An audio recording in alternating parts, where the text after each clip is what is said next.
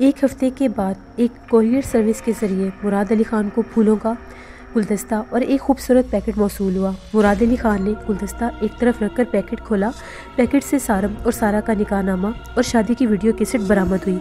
मुराद अली ख़ान ने निकाहनामा देखते ही इसे टुकड़ों में तब्दील कर दिया और कैसेट का टेप काट कर इसे डस्टबिन में फेंक दिया। बड़े देर तक गुस्से में दांत पीसता रहा। जिस दिन आज़म अली को ये मालूम हुआ कि मुराद ने इसकी मिल्क खरीद ली है, इसने दूसरे दिन ही अपनी मुलाजमत से इस्तीफ़ा दे दिया। आज़म अली बहुत अच्छा डिज़ाइनर था, इसे कोई भी टेक्सटाइल मिल अपने यहाँ मुलाजमत दे सकती थी, लेकिन सारम ने बाप को मना कर दिया। नहीं बाबा, अब आप मुलाजमत नहीं करेंगे। तब आज़म अली अपने बेटे की ख्वाहिश पर घर बैठ गया। सारा इसका बहुत ख्याल रखती थी। वो इसे ऐसे ही प्यारी थी जैसे कोई बेटी होती है। वो भी अपनी प्यारी सी बहू को बेटी ही समझते थे। अगर मुराद अली ख़ान खुद अपने हाथों से शादी कर देता तो ऐसी क्या क़यामत आ जाती। इस बात का तज़किरा इसने किया। इसके दिल से वो बात नहीं जाती थी जो मुराद अली ख़ान ने इसकी बेइज्जती की थी। सारम और सारा दोनों ही इसे समझाते, बाबा अब भूल जाएं इस किस्से को, जो होना था हो गया, अब आप कब तक याद करेंगे। हाँ बेटा, मैं समझता हूँ, लेकिन मेरे दिल से बात नहीं निकलती। ये ठीक है कि रिश्ता मांगते वक्त मुराद अली ने आज़म की सख्त तौहीन की थी, लेकिन आज़म फिर भी यही चाहता था कि मुराद अली ख़ान किसी तरह से इस शादी में शरीक हो जाए, अपनी बेटी के सर पर हाथ रखकर इसे रुखसत कर दे। लेकिन सारा और सारम ने इसके पास जाने से सख्ती से मना कर दिया था। वो जानते थे कि मुराद हरगिज़ शादी में शरीक नहीं होगा, बल्कि उल्टी इसकी मज़ीद तौहीन कर देगा। सारा अगरचे इस घर में बहुत खुश थी, लेकिन आज़म अली ये बात अच्छी तरह जानता था कि वो अंदर से किस कदर दुखी होगी। वो सारा के चेहरे पर इसका दुख तलाश करता और नाकाम रहता। वो इसे हर वक्त देखकर मुस्कुराती रहती और हंसती मुस्कुराती नजर आती। कभी तन्हाई में रो लेती होगी, लेकिन इसका इल्म किसी को होने नहीं देती थी। आज़म सारम की शादी के बाद मुश्किल से साल भर जिंदा रहा। वो ऊपर से इतनी ही लिखवा कर लाया था। जाने से पहले इसके पास जो जायदाद थी वो इसने सारम के बजाय अपनी बहू के नाम कर दी। इस तरह सारा 2 फ्लैटों और जिस घर में वो क़याम पजीर थी इसकी मालिक बन गई थी। अरे भाई मालिक मकान, हम पर रहम करना, कहीं हमें घर से निकाल ना देना। सारम ने इसे छेड़ा। घर में रहना है तो इसे अपना घर समझना होगा और इसका किराया भी देना होगा। सारा ने तिरछी नज़रों से इसे अकड़ कर कहा। ओह अच्छा, तो ये बात है। सारम आंखें फाड़कर इसे देखता रहा, फिर अंदर बैठे दोनों अपने बाप से मुखातिब होते हुए कहने लगा, बाबा सारा आपसे इस घर में रहने के लिए किराया मांग रही है, और बताएं अब ये मालिक मकान जो बन गई है। अंदर से आवाज़ आती है, सारा ऐसा मैं ख्वाब में भी नहीं कह सकती। क्या बात है भाई, बहू का जादू ससुर के सर पर चढ़कर बोल रहा है। क्या पिला दिया है मेरे बाप को, मुझे भी पिला दो। सारम के लहजे में बहुत शरारत थी। आपको पिलाने की क्या ज़रूरत है, आप तो बिन पिए ही हमारे दीवाने हैं। सारा ने इसे प्यार भरी नज़रों से देखा। यार ये मोहब्बत भी क्या चीज़ है। सारम जैसे अपने आप से कहता है दुनिया की अनमोल शय है। सारा बड़े यकीन से बोली, हाँ सच कहा तुमने, दुनिया की हर शय खरीदी जा सकती है पैसे से, सिवाय मोहब्बत के। सारम बे इख्तियार कहता और फिर पूछता, सारा एक बात बताओ, तुम खुश तो हो ना। हाँ सारम, तुम्हें शक क्यों है, मैं बहुत खुश हूँ, और खैर से अब तो 2 फ्लैटों और एक मकान की मालिक भी बन गई हूँ। तुम्हें चुटकियों में बेदखल कर सकती हूँ इस मकान से। ये कहकर वो दोनों एक दूसरे को मुंह चढ़ाने लग गए और फिर दोनों कहके मारकर हंस पड़े। अपने कमरे में लेटा हुआ आज़म अली इन दोनों की खुशियों भरे कहके सुनकर बहुत खुश हो रहा था और इसका दिल इत्मीनान से भर जाता है। सारम की आदत थी कि हफ्ता 10 दिन में जब भी इसका मूड होता वो आज़म अली के पाँव दबाने बैठ जाता। एक दिन हस्बे मामूल सारम अपने बाप के पाँव दबा रहा था। सारा भी कमरे में दाखिल हो गई और अपने शोहर को पाँव दबाता देखकर बोली, हटो सारम, मैं दबाऊंगी बाबा के पाँव। ये सुनकर आज़म अली फ़ौरन उठकर बैठ गया और अपने पैर समेटकर बोला, नहीं सारा, ऐसा नहीं हो सकता। क्यों बाबा, क्या मैं आपकी बेटी नहीं हूँ। सारा हैरत से बोली, देखो सारा, तुम मेरी बेटी हो, लेकिन जो भी है ऐसे नहीं हो सकता। मैं नहीं चाहता कि तुम मेरे पाँव दबाओ। हाँ बाबा, आप ठीक कह रहे हैं। सारम गर्दन हिलाकर बोला, बाबा आप जानते नहीं हैं इसे, ये बड़ी चालाक है। ये आपसे आपकी सारी जायदाद तो पहले ही हथिया चुकी है ना, अभी आप पर भी कब्जा जमाने के चक्कर में है। असल में बाबा ये चाहती है कि सारम के पास कुछ भी ना रहे।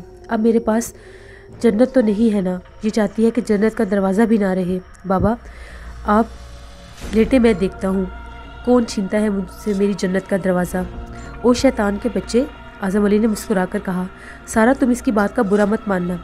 اس سے پہلے کہ سارا کوئی جواب دیتی سارا بولا بابا ایک بات تو مانیں گے آپ، عورت ہوتی ہی فساد کی جڑ ہے۔ دیکھیں اس نے کس خوبصورتی سے ہمارے درمیان جھگڑا کروا دیا، اور ایک گدھے اعظم نے اسے پھر ڈانٹا۔ بابا صرف گدھا میری شان کے خلاف ہے، ہاں اگر آپ اس کے آگے پیچھے بچہ لگا دیں تو پھر مجھے قبول ہوگا۔ ویسے بھی بابا میں ابھی بچہ ہوں، پورا گدھا کہاں ہوں، سارا بڑی معصومیت سے بولا۔ سارا ہنستے ہنستے برا حال ہو گیا۔ بس وہ رات اعظم علی کے لیے آخری رات تھی۔ سارم کا جنت کا دروازہ اس رات ہمیشہ کے لیے بند ہو گیا۔ رات کو جانے کس وقت اس کا دل آپے سے باہر ہوا اور وہ یوں اعظم علی سوتے ہوئے چل بسا۔ باپ کی موت کے بعد سارم اور سارا کا اس گھر سے دل نہیں لگا۔ انہوں نے دونوں نے فلیٹ اور یہ گھر بیچ کر یہاں سے جانا ہی مناسب سمجھا اور وہ ناظم آباد میں ایک بڑے مکان میں شفٹ ہو گئے۔ ایک چھوٹی گاڑی خرید لی، کچھ نئی چیزیں خرید لیں۔ اب ان کے پروڈکشن کی طرف سے توجہ تھی۔ اس نے محسن نظمی سے بات کر لی اور اپنے ہی ادارے کے لیے کمرشل فلمیں پروڈیوس کرنے لگا۔ رائٹر تو وہ پہلے ہی تھا، ساتھ میں ایڈیٹنگ سیکھ لی۔ فوٹوگرافی کا بھی اسے شوق تھا۔ بندہ رائٹر ہو یا ایڈیٹر ہو، پھر اسے ڈائریکٹر بننے کی دیر نہیں لگتی۔ اب اس نے پروڈکشن کا دائرہ وسیع کر لیا، کچھ ڈاکومنٹری فلمیں بھی بنائیں۔ مراد علی خان کا خیال تھا کہ سارم سارا کو ترقی کا زینہ بنائے گا، لیکن ایسا کچھ بھی نہیں ہوا۔ سارا اس کے گھر کی زینت تھی، اس کے دل کا قرار تھی، وہ صرف اس کے دل کی رانی تھی اور اس کی زندگی کے لیے تھی۔ سارا نے اپنے باپ سے بڑے یقین سے کہا تھا کہ ایسا نہیں ہوگا، تو ایسا نہیں ہوا۔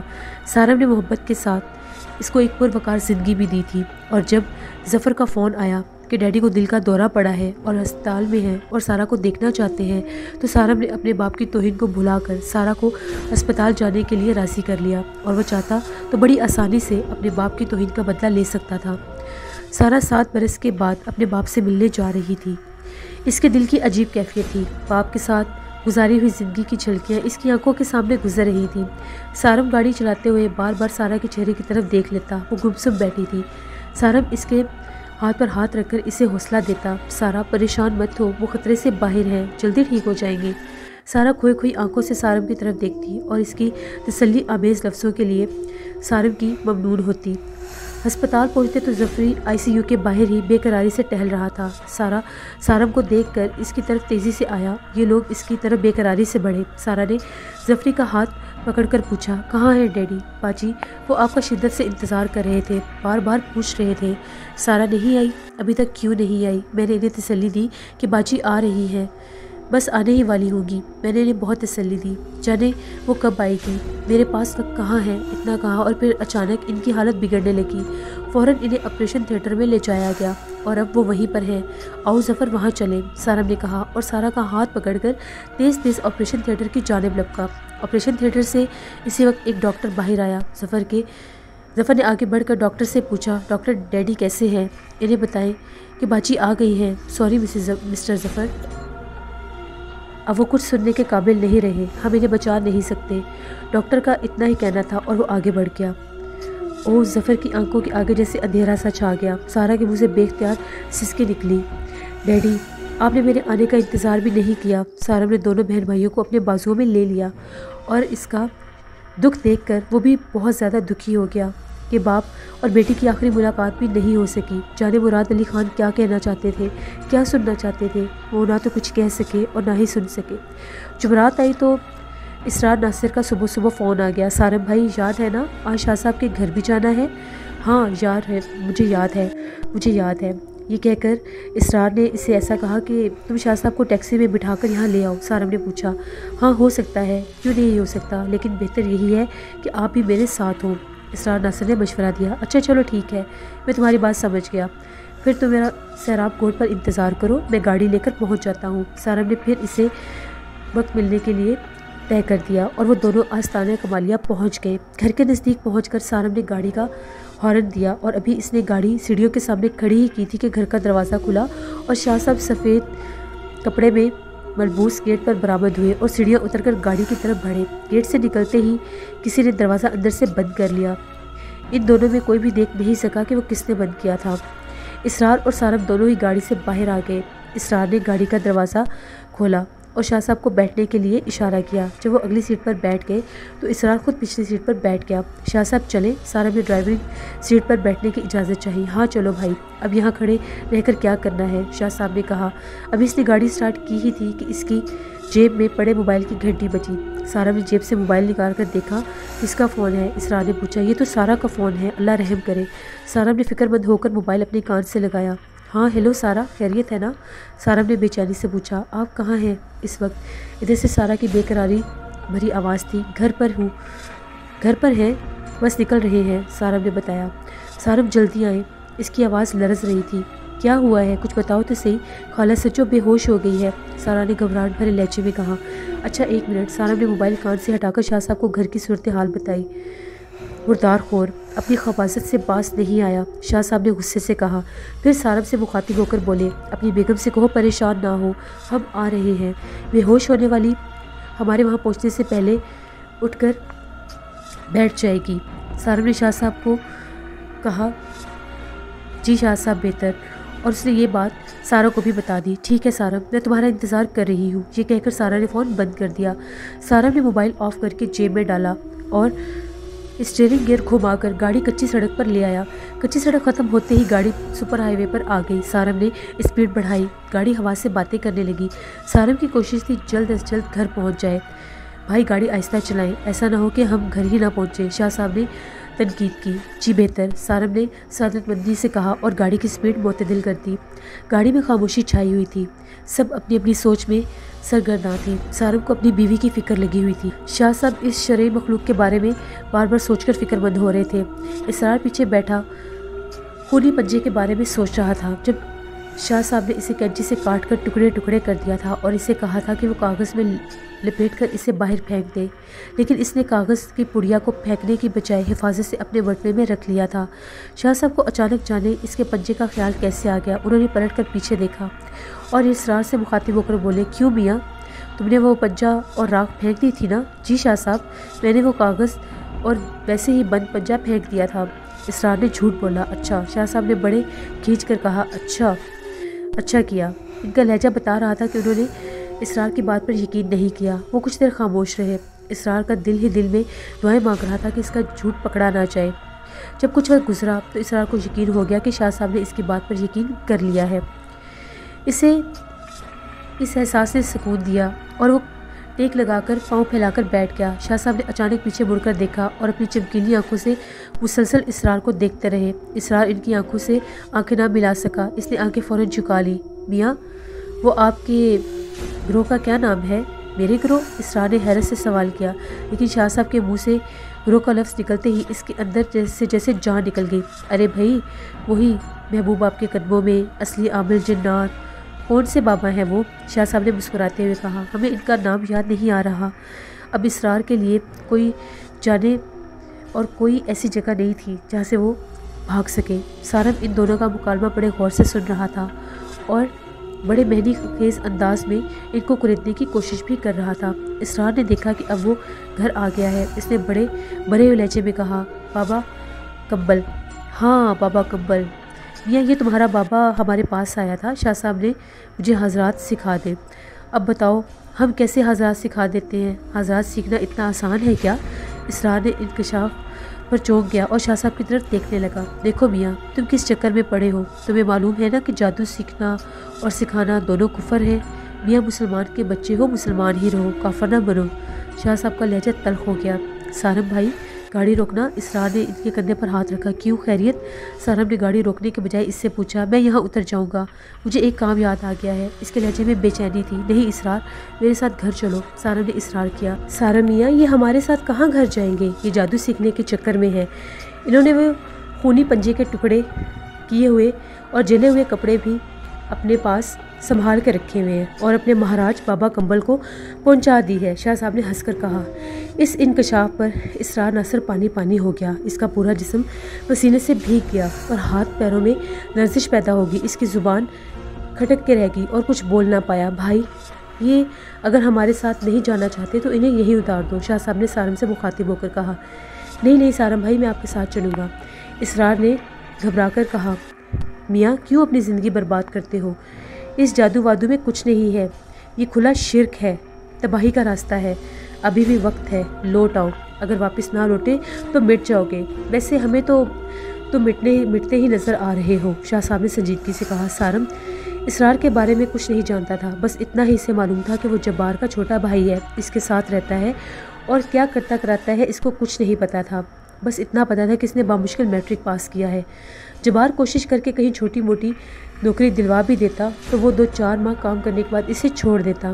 یہ بات تو جبار نے اسے بتائی تھی کہ وہ پیروں فقیروں کے چکروں میں رہتا ہے، لیکن یہ بات آج اس نے پتہ چلی تھی کہ وہ جادو سیکھنے کے چکر میں بھی رہتا ہے اور اس نے بابا کمبل کو اپنا گروہ بنایا ہوا ہے۔ سارم نے طے کر لیا تھا کہ وہ جبار کو آج کی گفتگو ضرور بتائے گا اور اس کی تباہی سے روکنے کے لیے بھی اس کو کہے گا۔ یہ وہ راستہ تھا جس پر چل کر ایمان تو ہاتھ سے جاتا ہی ہے، ساتھ دوزخ اور آگ ہمیشہ کے لیے مقدر بن جاتی ہے۔ سارم نہیں چاہتا تھا کہ اس کے دوست کا بھائی کفر کی حالت میں مرے اور ہمیشہ آگ میں جلتا رہے۔ سارم کے گھر سے نکلتے ہی سارا نے سوچا کہ جلدی جلدی گھر کا کام نمٹا لے۔ اس نے خالہ سجو کو صفائی پر لگایا اور خود کچن میں چلی گئی۔ کچن میں ابھی اس نے کام سمیٹا ہی تھا کہ ناشتے کے 2-4 برتن تھے اور اس نے خالہ سجو کا انتظار کیے بغیر خود ہی برتن دھو ڈالے اور پھر دوپہر کے کھانے کے بارے میں سوچنے لگی۔ ممکن ہے شاہ صاحب کو بھی کھانے میں شریک کیا جائے، اس لیے بہتر ہے کہ میں پہلے ہی کھانا پکا لیتی ہوں۔ اس نے خالہ سجو سے مشورہ کر کے دوپہر کے لیے کھانا طے کر لیا۔ سارا کو اندازہ تھا کہ سارم کتنی دیر میں شاہ صاحب کو لے کر آ جائے گا، اسی حساب سے وہ چاہتی تھی کہ شاہ صاحب آئیں تو گھر صاف ستھرا ہو جائے۔ اس نے سوچا ہو سکتا ہے شاہ صاحب اوپر بھی جائیں، اس لیے اوپر والا پورشن بھی صاف رکھنا چاہیے۔ سارا بیڈ روم کی چابی لے کر اوپر چلی گئی۔ خالہ سجو سے کہتی گئی خالہ اوپر آ جانا۔ اچھا بی بی میں آتی ہوں، تم چلو۔ وہ لاؤنج کی صفائی میں لگی ہوئی تھی۔ سارا نے زینے کے اوپر کا دروازہ کھولا اور دروازہ کھولتے ہی اسے شدید بدبو کا بھپکا محسوس ہوا۔ اس نے جلدی سے اپنی ناک پر دوپٹہ رکھ لیا، یہ سڑے ہوئے گوشت کی بدبو تھی۔ وہ تذبذب میں پڑی اور بیڈ روم کو دیکھنے لگی کہ یہاں سے ایسی بدبو کیوں آ رہی ہے۔ اتنے میں خالہ سجو کی چیخ سنائی دی۔ یہ ایسی چیخ تھی کہ سارا کا دل لرز کے رہ گیا۔ اسے یوں محسوس ہوا جیسے کسی نے خالہ سجو کا گلا دبایا ہو اور گلے پر چھری پھیر رہا ہو۔ بڑی دل خراش چیخ تھی۔ سارا نے اوپر کا دروازہ ویسے ہی کھلا چھوڑا اور جلدی جلدی زینہ اترتی ہوئی نیچے آئی۔ خالہ سجو زینے کے دروازے کے سامنے ہی قالین پر گٹھری بنی پڑی ہوئی تھی۔ اس نے خالہ سجو کو سیدھا کیا اور وہ بے ہوش ہو چکی تھی۔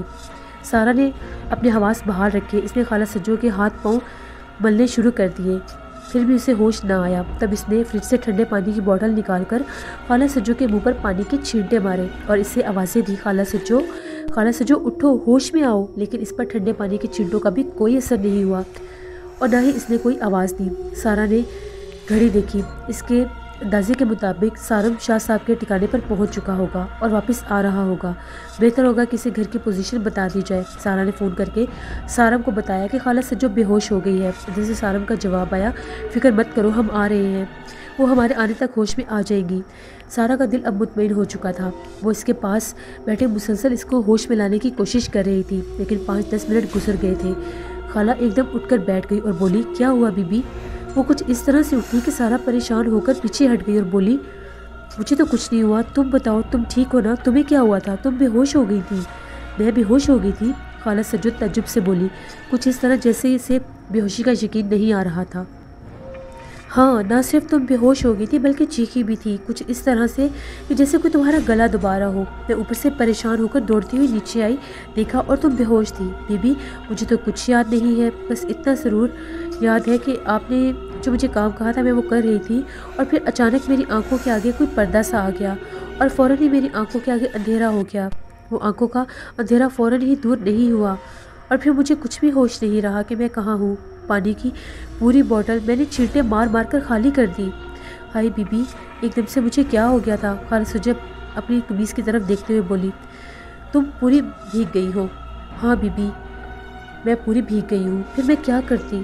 تم نے مجھے ڈرا دیا تھا۔ سارا نے اٹھتے ہوئے کہا، اچھا اب تمہاری طبیعت ٹھیک ہے نا؟ کوئی گڑبڑ تو نہیں ہے؟ نہیں بی بی، میں بالکل ٹھیک ہوں، وہ مسکرا کر بولی۔ بس تم اپنا کام نپٹا لو جلدی جلدی، وہ لوگ آتے ہی ہوں گے۔ سارا نے بتایا، کام تو نمٹ گیا، بس اوپر کا بیڈ روم رہ گیا ہے، وہ آ کر کرتی ہوں۔ خالہ سجو نے کہا، میں بھی چلوں گی تمہارے ساتھ۔ سارا نہیں چاہتی تھی کہ وہ اکیلی اوپر آ جائیں۔ پھر خالہ سجو بولی۔ وہ دونوں اوپر پہنچی۔ اس مرتبہ کسی قسم کی بدبو نہیں تھی۔ خالہ سجو نے سارا سے چابی لے کر اوپر کا کمرہ کھولا۔ ابھی دروازہ کھولا ہی تھا، ایک دم بدبو کا بھپکا آیا۔ سارا نے فوراً منہ پر دوپٹہ رکھ لیا۔ یہ کیسی بدبو ہے؟ شاید اندر کوئی چوہا مر گیا ہے۔ خالہ سجو نے اپنا خیال ظاہر کیا اور دروازے میں داخل ہو گئی۔ اندر کوئی چیز نظر نہیں آئی اور بدبو بھی فوراً غائب ہو گئی۔ خالہ سجو جلدی جلدی جھاڑو لگانے لگی۔ اتنے میں کال بیل کی آواز آئی۔ میرا خیال ہے وہ لوگ آ گئے ہیں۔ سارا اس کی کھڑکی کی طرف بڑھی جہاں سے گیٹ باہر سے نظر آتا تھا۔ وہ تینوں دروازے پر کھڑے تھے۔ سارا نے شاہ صاحب کو غور سے دیکھا اور پھر خالہ سجو کی طرف دیکھ کر بولی، خالہ سجو جاؤ جلدی سے گیٹ کھولو۔ خالہ سجو دروازے کی طرف بھاگتی ہوئی گئی۔ اچانک ہی کھڑکی کا شیشہ ٹوٹنے کی آواز محسوس ہوئی۔ ایسا لگا جیسے کسی نے شیشے پر بھاری چیز ماری ہو۔ پہلے ٹھک کی آواز آئی، اس کے بعد شیشہ ٹوٹ کر گرنے لگا۔ خالہ سجو فوراً پلٹ کر پیچھے ہٹی اور اس نے سارا کا ہاتھ پکڑ لیا۔ آؤ بی بی میرے ساتھ آؤ، نیچے چلو۔ سارا خاموشی سے اس کے ساتھ چل پڑی۔ نیچے پہنچ کر سارا کرسی کھسکا کر بیٹھ گئی اور خالہ سجو باہر کا دروازہ کھولنے چلی گئی۔ گیٹ کھلتے ہی سب سے پہلے سارا اندر داخل ہوا اور پھر شاہ صاحب، اس کے بعد اسرار ناصر۔ خالہ ٹھیک ہو نا؟ خالہ کو گیٹ پر دیکھ کر سارا اطمینان میں آ گیا۔ وہ شاہ صاحب کے کہنے کے مطابق ہوش میں آ گئی تھی۔ جی صاحب میں ٹھیک ہوں، میں بالکل ٹھیک ہوں۔ خالہ سجو پرسکون تھی۔ شاہ صاحب نے خالہ سجو کی طرف دیکھا، تبھی سارا بولا، شاہ صاحب یہ ہماری خالہ ہیں، ہمارے ساتھ ہی رہتی ہیں۔ سارا نے ان کی طرف بڑھتے ہوئے کہا۔ شاہ صاحب نے ایک نظر خالہ سجو کو دیکھا اور بولے کچھ بھی نہیں۔ سارا آگے تھا، اچانک اس کی نظر فرش پر پڑی اور وہاں پر شیشے کے ٹکڑے تھے۔ بے اختیار اس نے اوپر دیکھا اور اوپر کے بیڈ روم کی کھڑکی کا شیشہ ٹوٹا ہوا تھا۔ ارے یہ شیشہ کیسے ٹوٹا؟ سارا نے خالہ سجو سے پوچھا جو سب سے پیچھے چل رہی تھی۔ صاحب ابھی ٹوٹا ہے، میں بی بی کے ساتھ صفائی کرنے اوپر گئی تھی، خالہ سجو نے بتایا۔ عورت کو بے ہوش کر کے کھڑکی کا شیشہ توڑ کر کیا سمجھ رہا ہے تو؟ ہم ڈر جائیں گے؟ شاہ صاحب کے لہجے میں غصہ تھا۔ کیوں بھائی اسرار، کیا کہتے ہو؟